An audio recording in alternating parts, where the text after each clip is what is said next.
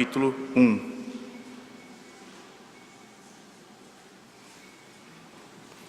Amém?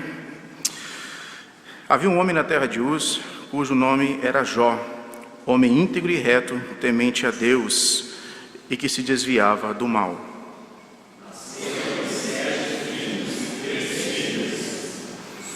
Possuía 7.000 ovelhas, 3.000 camelos, 500 juntas de bois e 500 jumentas.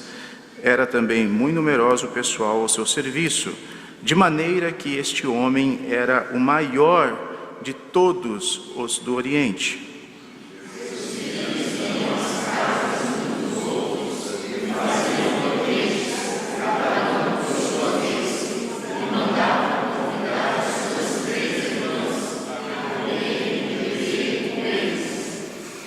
Decorrido o turno de dias de seus banquetes, chamava Jó a seus filhos e os santificava. Levantando-se de madrugada, e oferecia holocausto segundo o número de todos eles, pois dizia: talvez tenham pecado os meus filhos e blasfemado contra Deus em seu coração. Assim o fazia Jó continuamente.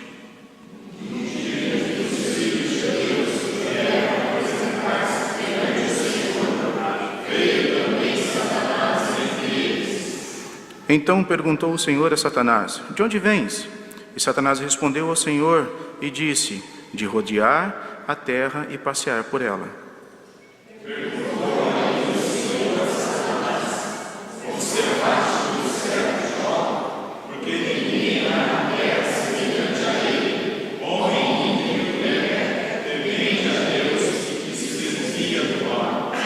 Então respondeu Satanás ao Senhor: porventura Jó debalde teme a Deus?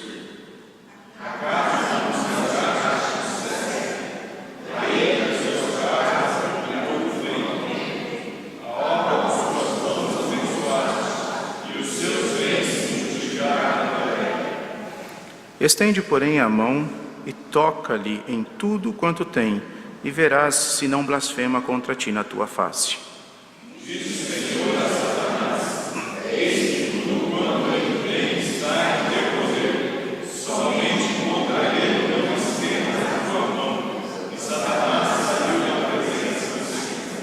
Sucedeu um dia em que seus filhos e suas filhas comiam e bebiam vinho na casa do irmão primogênito.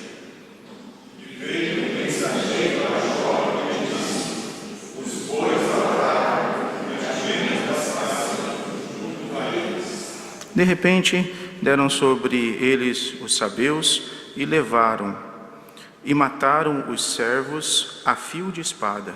Só eu escapei para trazer-lhe a nova.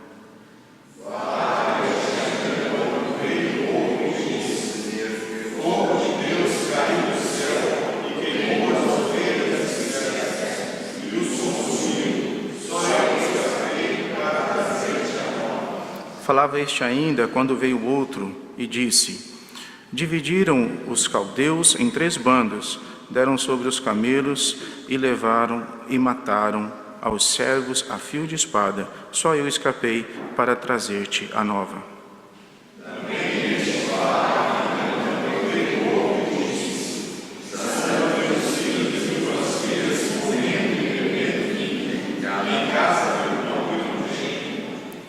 E eis que se levantou grande vento do lado do deserto, e deu nos 4 cantos da casa, a qual caiu sobre eles, e morreram. Só eu escapei para trazer-te a nova.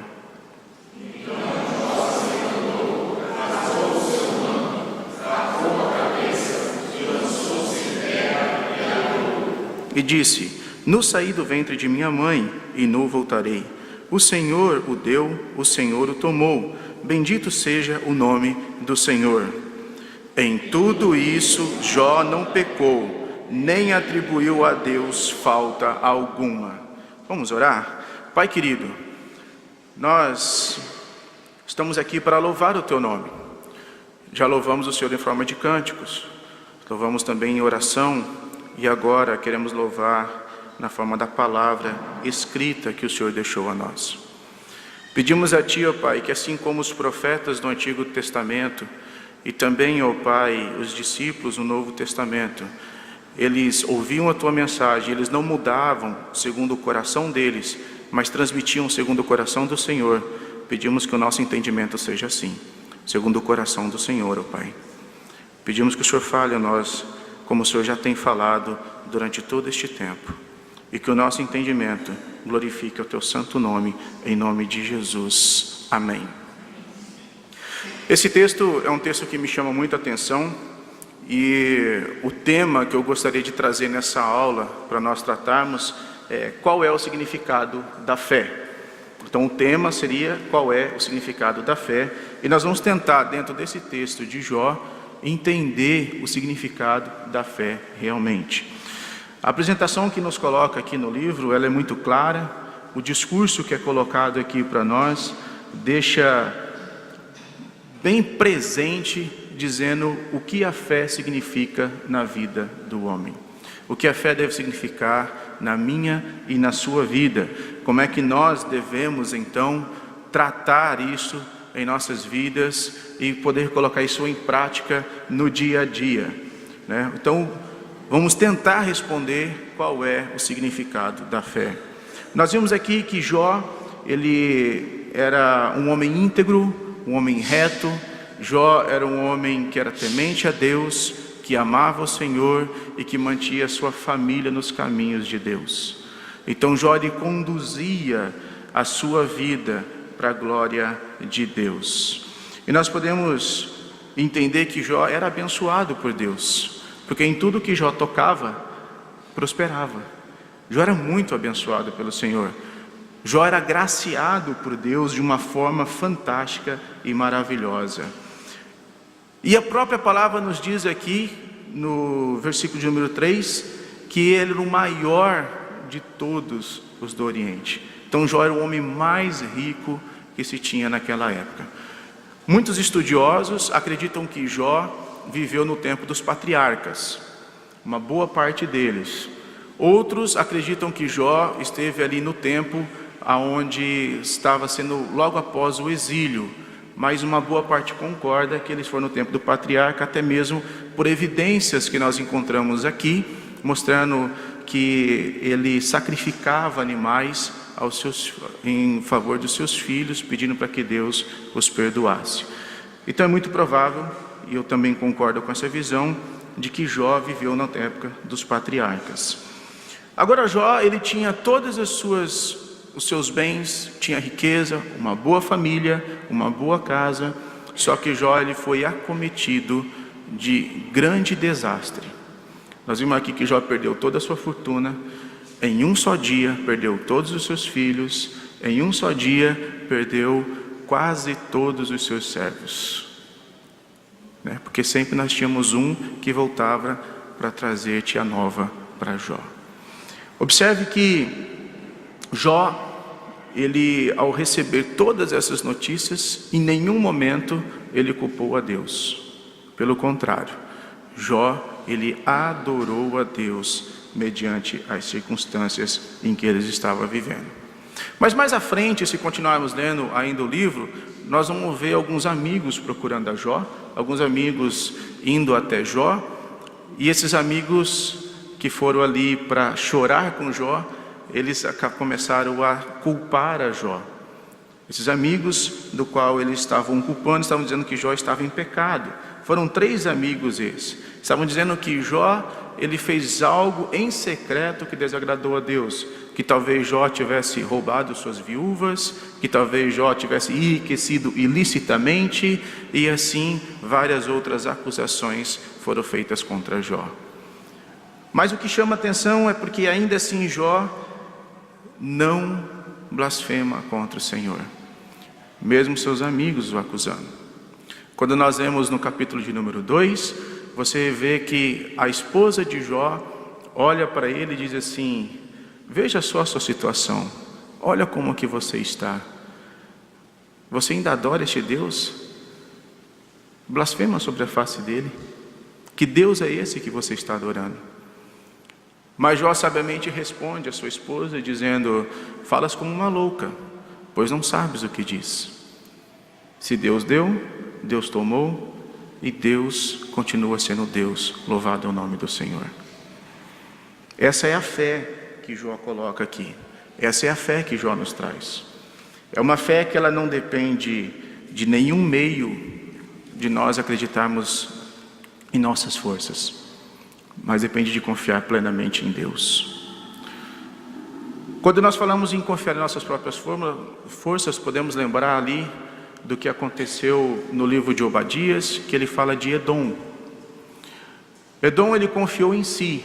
Edom foi soberbo, Edom morava no penhasco, estava nos lugares mais altos, estava num dos momentos melhores, porque todo o comércio passava por ali, então Edom tinha muita riqueza.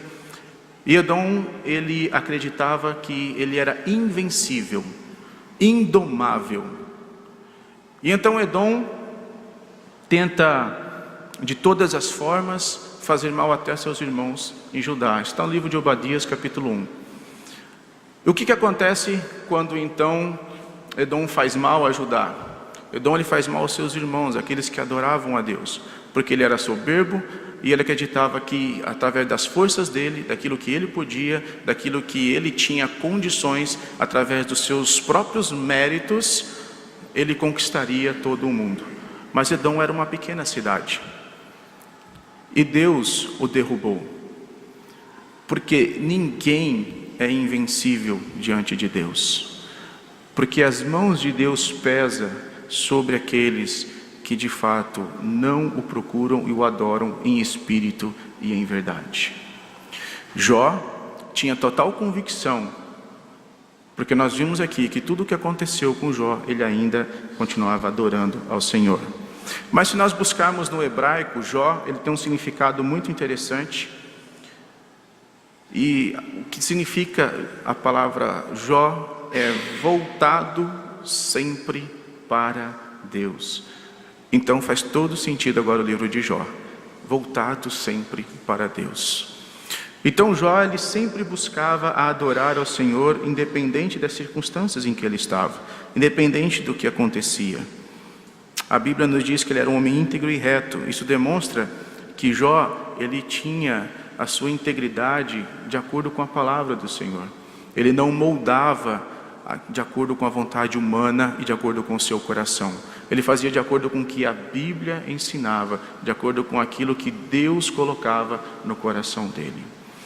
E quando nós observamos que Jó volta-se para Deus em todas as circunstâncias, nós percebemos que Jó tinha uma imensa paciência para vencer todas essas dificuldades em que ele tinha passado. Lá pelo capítulo de número 42, a gente encontra que Jó morre aos seus 144 anos. E em tudo, Jó adorou a Deus. Observe que ele teve 7 filhos e 3 filhas. Eles se reuniam para comer e beber. Eles se reuniam para confraternizar.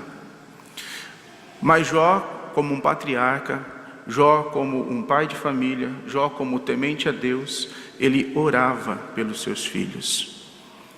E além de orar pelos seus filhos, ele colocava seus filhos nas mãos de Deus. Porque ele tinha total certeza de que os filhos não são nossos, não era de Jó. O filho é de Deus. Deus nos confia de tal forma para que nós ensinemos nossos filhos a andar no caminho do Senhor. E ele tinha tanta convicção de que Deus era o dono de todas as coisas, porque quando nós vemos que os seus filhos morrem, Jó, ele adora Deus. Talvez em um sinal de tristeza pela perda da presença dos seus filhos, mas na confiança de que foi a vontade de Deus feita naquele momento. Por que nós estamos tentando colocar isso? Porque nós seres humanos não somos ensinados a perder entes queridos. Nós não somos ensinados a perder nossos filhos, nossas esposas, nossos pais. Quem perdeu um pai sabe que a dor é imensa durante um bom tempo. Quem perde um filho, a dor também é muito grande, perdura por muitos anos. Mas em momento algum nós devemos colocar em dúvida o que acontece em nossas vidas. Porque se Deus é um Deus que nos governa, se Deus é um Deus do qual nós temos a total convicção de que Ele reina sobre nós, se nós entendemos o que está escrito em Romanos capítulo 8, versículo 30, que nós somos predestinados, e ao ser predestinados Deus nos chama, e quando Deus nos chama, Ele nos justifica, e quando Ele nos justifica, futuramente Ele nos glorificará. Nós sabemos que tudo o que acontece em nossas vidas já foi escrito e predeterminado por Deus. Por isso que mediante a dor, eu busco a minha alegria em Deus. Muitas pessoas tentam buscar as suas alegrias em qualquer outra coisa que preencha momentaneamente aquele vazio. Algumas pessoas tentam preencher, talvez se alimentando exageradamente, outras com bebidas, outras com outros subterfúgios. Mas o cristão tem que ter a total certeza que nada vai preencher esse vazio no coração, a não ser Deus, Cristo Jesus, do qual morreu na cruz por cada um de nós. E Jó tinha essa convicção, Jó sabia. Quando nós olhamos aqui e vemos que Jó olhava para Deus e entendia que todos os seus bens que foram levados, que toda a sua família que foi levada, ele sabia que Deus estava no controle. E tinha total certeza de que Deus tinha algo melhor para ele. Mas esse melhor que ele está tratando aqui, não é o melhor aqui na terra. Ele sabia que o que melhor ainda viria, que é adorar a Deus por toda a eternidade. A busca do cristão não é uma busca terrena, ela é uma busca espiritual, é uma busca pelo reino dos céus, é uma busca pela eternidade, é uma busca da qual eu e você jamais poderíamos fazer por esforços próprios. Nós só temos esse, porque Cristo Jesus morreu na cruz por nós. E Jó tinha total certeza disso. A sua terra natal, como nós vimos aqui, era Uz, e Jó tinha total convicção de que ele nem saiu da terra natal dele, ele permaneceu aonde estava, mediante a todos os acontecimentos de sua vida. Então Jó nos ensina coisas maravilhosas, como ter paciência, adorar a Deus em todas as circunstâncias e ter a certeza que quem preenche o vazio no teu coração é o nosso Senhor e Salvador. Não existe um outro que faça isso, é somente Ele. E quando nós começamos a observar, nós vemos que Jó foi muito sábio. A sabedoria de Jó, ela estava colocada em Cristo, porque ele sabia que a aliança que o Senhor havia feito, que a promessa de Cristo Jesus estaria com ele, e a sabedoria dele foi se voltada nisso. Foi voltada a entender que o Pai é quem governa a sua vida. Foi voltada a compreender que não importa se ele fosse a pessoa mais humilde ou a mais rica, mas se ele estivesse com Deus, todas as coisas lhe seriam preenchidas. Salmo 23, na Bíblia judaica, traz a tradução da seguinte forma: o Senhor é meu pastor, não preciso de mais nada. Não preciso de mais nada. Quando nós vemos nossa versão, o Senhor é meu pastor, aí tem um ponto e vírgula ali, nada nos faltará, está querendo dizer exatamente isso, que o Senhor for o Senhor da sua vida, você não precisa de mais nada, porque ela já é completa. E Jó entendia isso. Jó já tinha isso em sua vida, já era completo. Então ele não precisava, as outras coisas não faziam diferença na vida dele, porque o que importava de fato era o Senhor que o governava para sempre. Nos versículos 2 e 3 nós encontramos aqui a expressão da verdadeira sabedoria. Ela é expressa de uma forma muito interessante, porque aqui nós vemos o mandato criativo divino. Nós enxergamos aqui que o Senhor é quem domina toda a terra. Isso nos deixa claro que se for sem Deus, nós jamais poderíamos obter felicidade. Não temos como fazer isso. Nos versículos 4 e 5, deixa também para nós aqui, mostrando que Os olhos de Deus, eles estão sempre atentos aos nossos dias.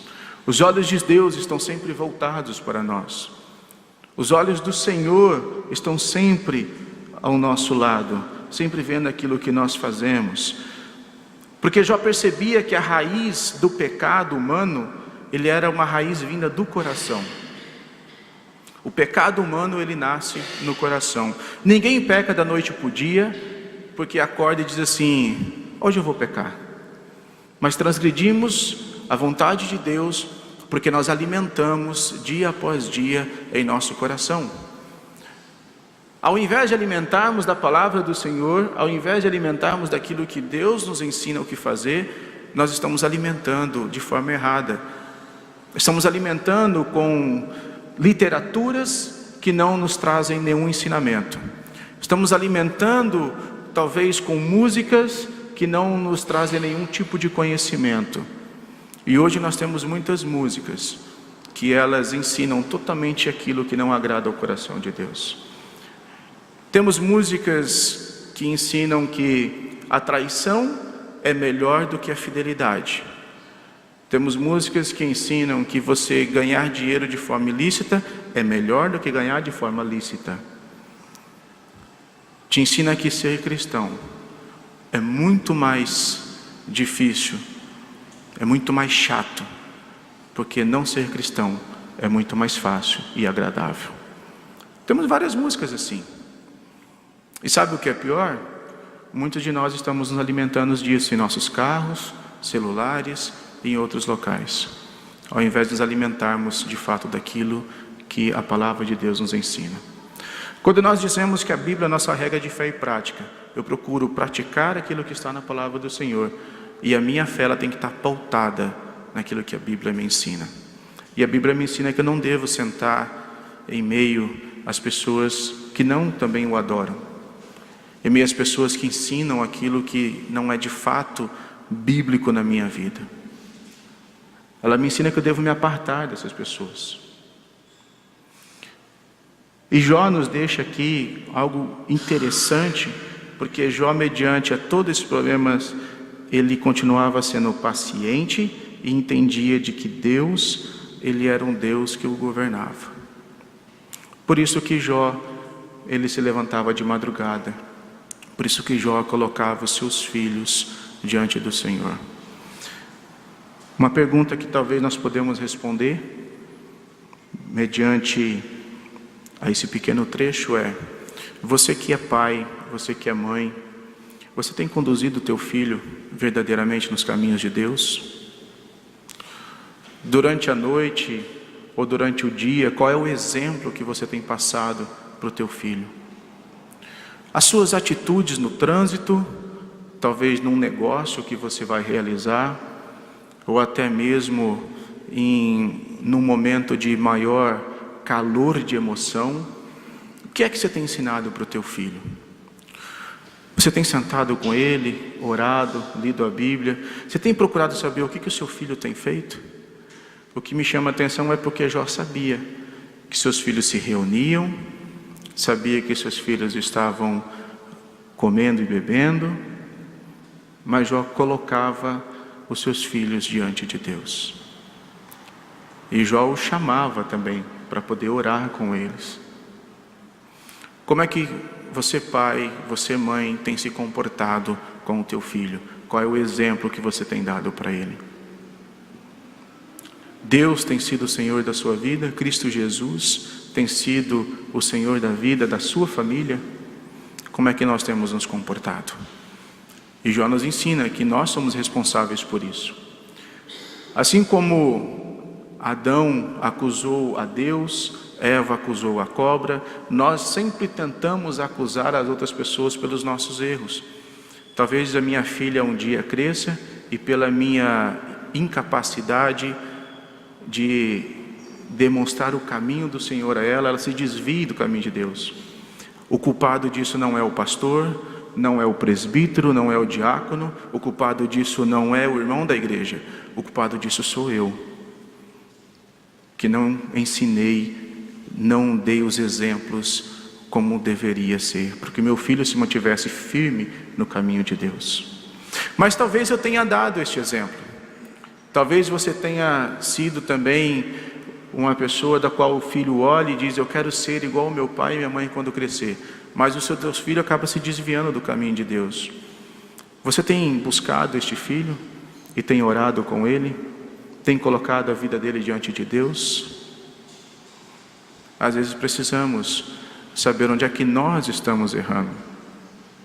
Eu ouvi um testemunho muito importante essa semana que me chamou a atenção. Esse pastor já faleceu. O filho dele foi quem deu o testemunho. Ele cresceu na igreja, o pai era pastor, a mãe trabalhava na igreja também. Só que em um determinado momento de sua vida, ele resolveu sair da igreja, não permanecer mais diante de Deus e levar a vida da qual ele achava que era boa. Ele acabou entrando no mundo da prostituição. Ele é um testemunho verdadeiro, vocês encontram facilmente no canal do YouTube. Ele se tornou homossexual, fez mudança do seu corpo.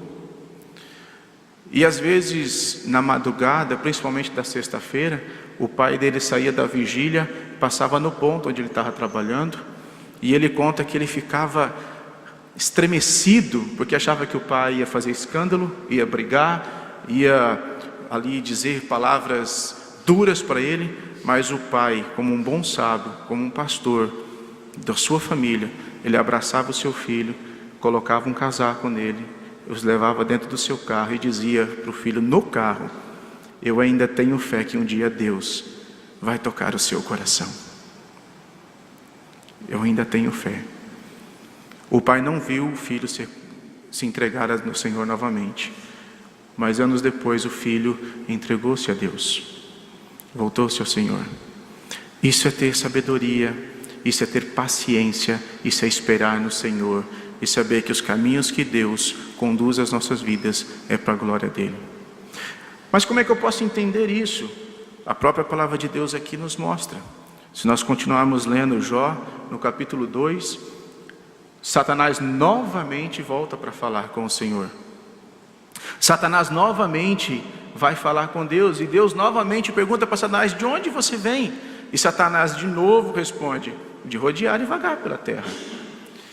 Então, quando Satanás responde isso, parece que ele incita a Deus, e Deus então olha para ele novamente e diz: você conhece o meu servo Dó? Meu servo Jó? Esse agrada ao meu coração. E então Satanás diz assim: ele te agrada porque tudo que ele toca se torna ouro, tudo que ele troca prospera. Tira isso da vida dele para você ver se ele não vai blasfemar contra a sua face. E então Deus diz para Satanás: vai e toque nas coisas dele, somente em sua vida que não. Lutero diz uma coisa fantástica e que eu gosto muito, que ele diz assim: o diabo é um cachorrinho de Deus na coleira, só faz aquilo que Deus deixa ele fazer. Se Deus governa sobre todas as coisas, então é impossível que se haja uma guerra de forças entre Deus e Satanás. É impossível, porque Deus é rei. Cristo Jesus, ele é o Senhor de nossas vidas. Não é possível que isso aconteça. Uma guerra de forças, porque tudo Deus pode, e Deus governa sobre a vida de todos.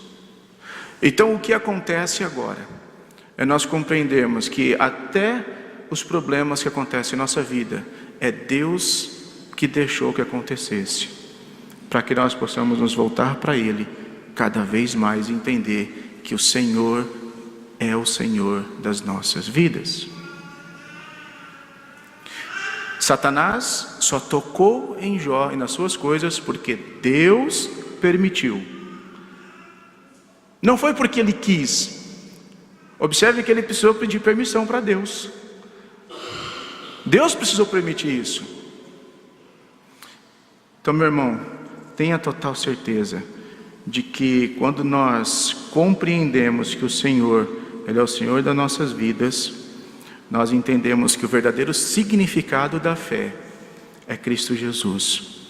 E não importa o que aconteça, eu ainda me manterei firme, adorando ao Senhor, independente das circunstâncias, porque foi isso que Jó fez. Independente dos problemas, Jó adorou a Deus. Tenha certeza de que não existe forças humanas, e aqui a gente quebra bastantes paradigmas existentes nos nossos dias hoje. Por exemplo, aqueles que declaram que algo saia da sua vida. Quem somos nós para declarar algo? Outras coisas que nós ouvimos bastante é que eu não permito que isso aconteça na minha vida. Quem sou eu para dizer para Deus o que eu permito ou não na minha vida? Porque Ele é o Senhor da minha vida. Quem sou eu? Aqui, facilmente nós quebramos isso, porque deixa bem claro que Satanás, ele não tem força sobre você, ele não tem força sobre a tua família, mas se algo acontece é porque Deus autorizou, para que cada dia mais nós possamos nos prostrar diante dEle e verdadeiramente o adorar, porque só Cristo Jesus é o Senhor de nossas vidas. E é isso que nós vemos aqui. Isso é um exemplo de sabedoria. O exemplo de sabedoria é ter paciência. Em ter paciência e não negar ao Senhor. Em ter paciência e entender que as adversidades nos aproximam de Deus. Em ter paciência, em compreender que não é somente as coisas boas que acontecem em nossas vidas que nós glorificamos a Deus, mas nos momentos de doença também. Todos aqui provavelmente passou por algum momento de doença na família, ou está passando, ou tem alguém que passa por uma dificuldade muito grande, um câncer ou qualquer outra doença, que nós, ao olhar como humanos, possamos dizer assim, não tem mais o que ser feito. Tem o que ser feito. Adore a Deus. Viva para Deus. Confie no Senhor que o medicamento que o médico passará para ti, vai surtir o efeito de acordo com a vontade de Deus. Mas o que é mais maravilhoso, se você ou se o teu ente querido não sobreviver, glorifique a Deus por isso, porque ele de fato vai estar num lugar muito melhor, que é para a glória de Deus. Glorificar a Deus em todas as circunstâncias é isso. Glorificar a Deus é entender que o Senhor é o Senhor de nossas vidas, é entender que o Senhor governa verdadeiramente em nós, assim como Jó fez. Como eu citei no começo, 3 amigos de Jó vieram, inicialmente para chorar com Jó, inicialmente para apoiar a Jó, só que eles fizeram o contrário disso. Esses 3 amigos acusaram a Jó. E a palavra nos deixa muito clara aqui no livro de Jó, que se a confiança estiver em Deus, essas acusações serão vãs em nossas vidas. Às vezes um amigo te procura e você tenta colocar para esse amigo o que está acontecendo, espera que ele vá dizer algo para você que vai apaziguar o seu coração, mas ele te acusa, dizendo, você é culpado por isso. Você sabe qual é o grande problema? É que às vezes nós confiamos mais nas pessoas do que em Deus. Se você tiver algum problema, alguma dificuldade, conte para Deus. Coloque em Cristo. Diga para Cristo o que está acontecendo, porque é Cristo quem vai te dar o caminho certo.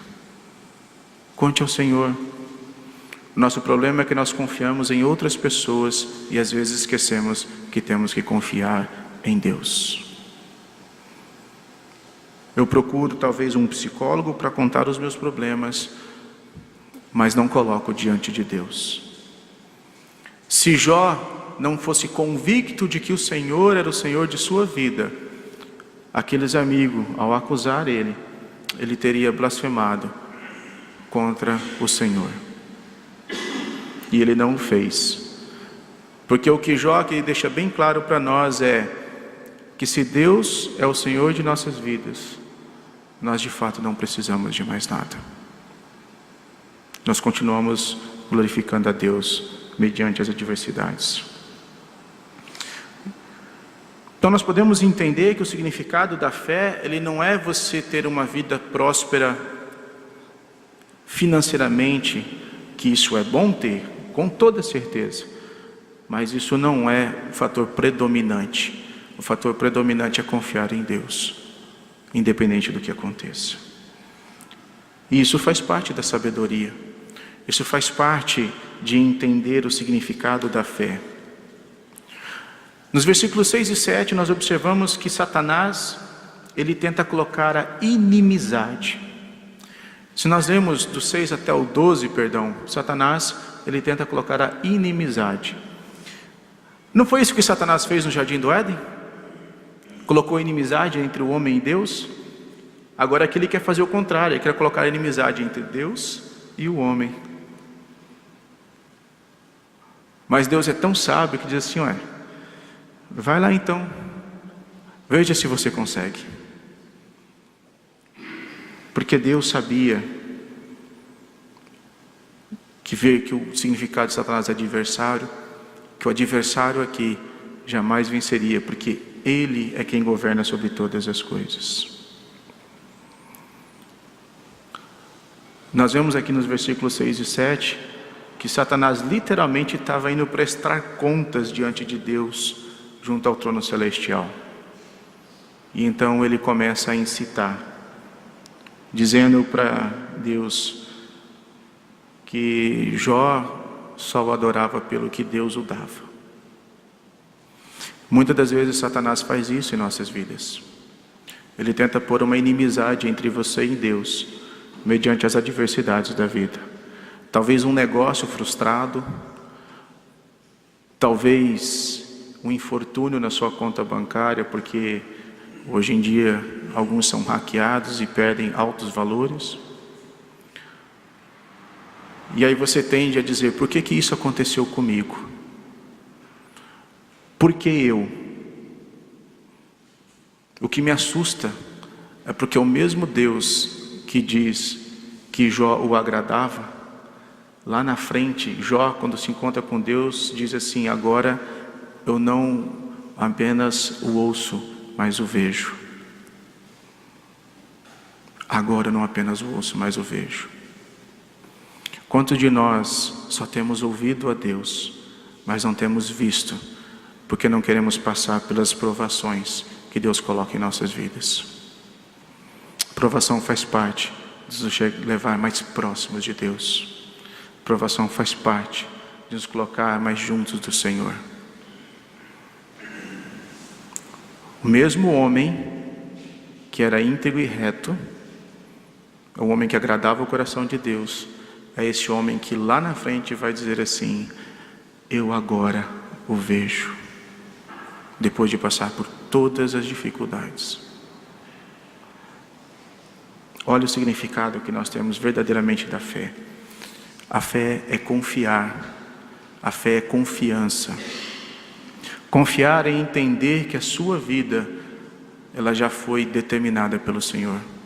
Confiar é entender que Cristo Jesus, quando Ele veio à terra, aqui Ele esteve 100% homem e 100% Deus. E quando Ele é levado à cruz, Ele pergunta para o Pai, por que me abandonastes? Porque o Pai, Ele não compactua com o pecado, e Cristo levou sobre si todos os nossos pecados. Então Cristo derrama o seu sangue por cada um de nós. Então confiar no Senhor é ter a certeza de que tudo o que está acontecendo na sua vida, você prostra e adora o Senhor, para ter ensinamentos sobre isso, para que a sua vida glorifique a Deus, e que as outras pessoas vejam a glória de Deus através de nossas vidas. É isso aqui que nós vemos. É essa graça redentora que o Senhor nos coloca. É essa graça. A graça de sermos olhados, de Deus nos amar, mediante nós temos o direito de receber somente a ira dele, mas Deus ainda nos manda o seu Filho para morrer por cada um de nós. Essa é a verdadeira fé. O significado da fé é saber de que o Senhor está reinando sobre as nossas vidas.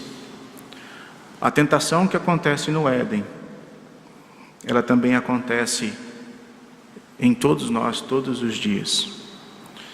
Satanás, como eu disse, tentou desacreditar Deus diante do homem, e agora ele quer desacreditar o homem diante de Deus.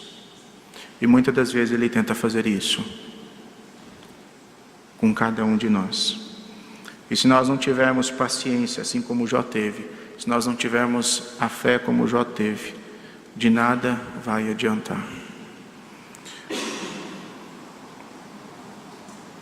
Você sabe por quê?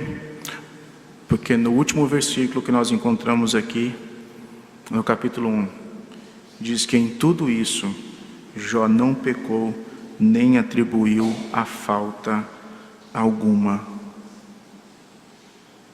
Jó não pecou e nem atribuiu a Deus falta alguma. Porque ele sabia que Deus era o Senhor de sua vida.